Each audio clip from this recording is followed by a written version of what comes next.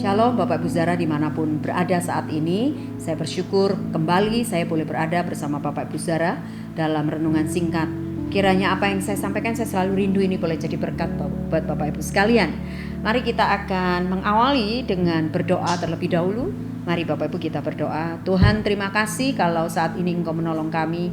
Terima kasih untuk kebenaran-kebenaran yang akan Engkau sampaikan kepada kami. Sederhana tapi kiranya jadi berkat buat kami sekalian. Terima kasih Tuhan, dalam nama Tuhan Yesus kami berdoa. Amin. Bapak Ibu saudara yang dikasih Tuhan, dalam Matius pasal yang ke-13 kita akan melihat ayat yang ke-47. Ayat 47 sampai ayat yang ke-51. Demikian bunyi firman Tuhan. Saya akan bacakan untuk Bapak Ibu saudara sekalian. Perumpamaan tentang pukat atau jala ya Bapak Ibu saudara. Demikian pula hal kerajaan surga itu seumpama pukat yang dilabuhkan di laut lalu mengumpulkan berbagai-bagai jenis ikan. Setelah penuh, pukat itu pun diseret orang ke pantai. Lalu duduklah mereka dan mengumpulkan ikan yang baik ke dalam pasu, dan ikan yang tidak baik mereka buang. Demikian juga pada akhir zaman, malaikat-malaikat akan datang memisahkan orang jahat dan orang benar, lalu mencampakkan orang jahat ke dalam dapur api. Di sanalah akan terdapat ratapan dan kertakan gigi. Mengertikah kamu semuanya itu? Mereka menjawab, ya, kami mengerti.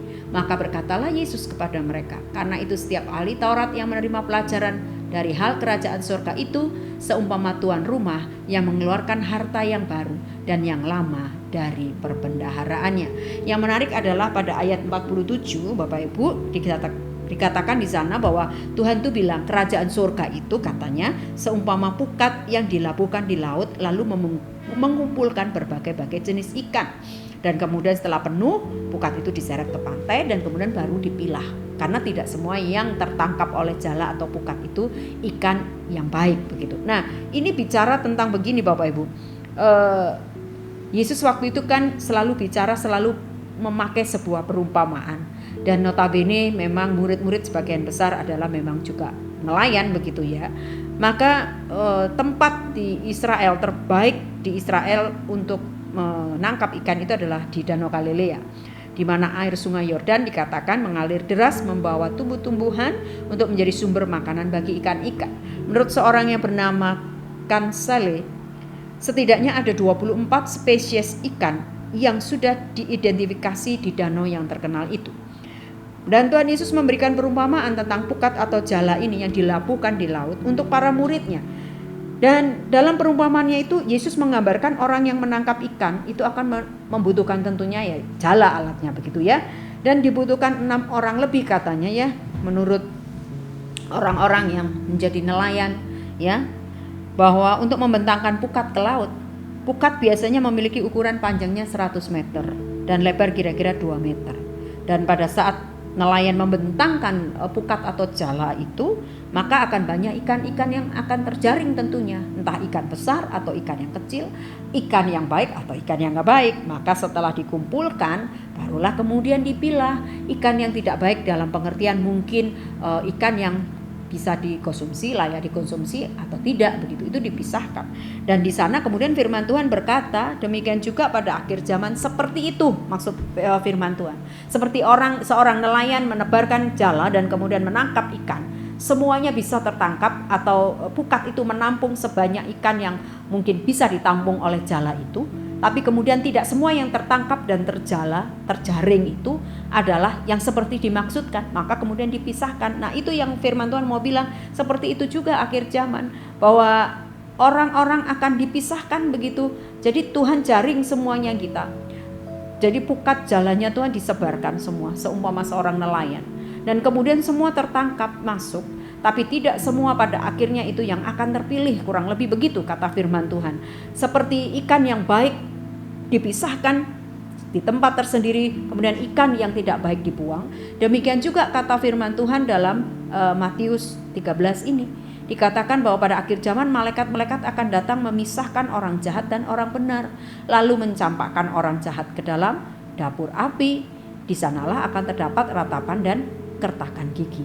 Ini perumpamaan yang sangat mendarat begitu. Artinya gini loh Bapak Ibu, tepat begitu disampaikan untuk memberi pengertian kepada murid-murid waktu itu dan juga kepada kita sekalian bahwa dalam perjalanan hidup ini kan pada akhirnya nanti akan terpisahkan mana yang memang baik, mana yang tidak, orang baik dan orang yang jahat.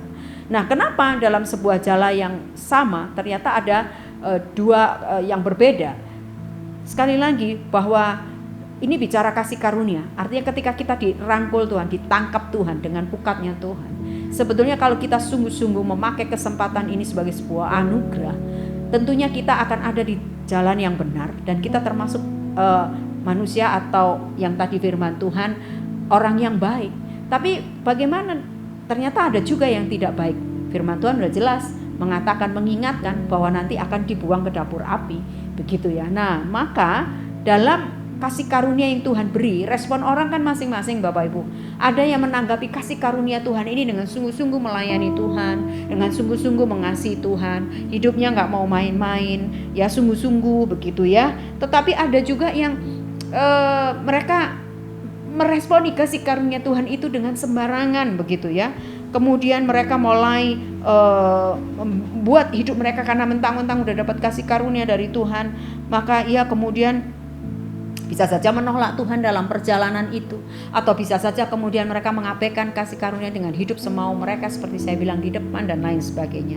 Terkadang kita juga, bahkan kita seringkali menemui orang-orang yang menyalahkan atau menyalahgunakan kasih karunia Tuhan, dan pada akhir hidupnya, ingat loh, setiap kita ini akan dipisahkan Bapak Ibu antara yang baik dan yang jahat, dan pemisahan itu tidak bisa ditolerir. Tuhan akan menilai itu dari seluruh pengikutan kita kepada Tuhan seperti apa begitu, karena firman Tuhan sudah jelas loh, nanti pada akhir zaman bahwa setiap orang yang jahat itu akan dilempar ya, akan dicampakkan kata firman Tuhan ke dalam dapur api, dan di sanalah akan terdapat ratapan dan kertak gigi, kata Matius 13 ayat 49. Mari kita membuat hidup ini sekali lagi ya Bapak Ibu Saudara, ini semua kasih karunia Tuhan, dikasih nafas, dikasih sehat, dikasih apa sajalah, kita harus bersyukur sejauh apa yang ada pada kita. Tapi mari kita menggunakan itu sebagai sebuah kesempatan untuk mengasihi Tuhan sungguh-sungguh.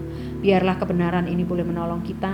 Mari kita boleh menjadi orang-orang yang tertangkap dalam jalannya Tuhan, menjadi orang-orang yang baik, sehingga kita masuk dalam kebenaran Tuhan dan kekekalan kelak di surga sana.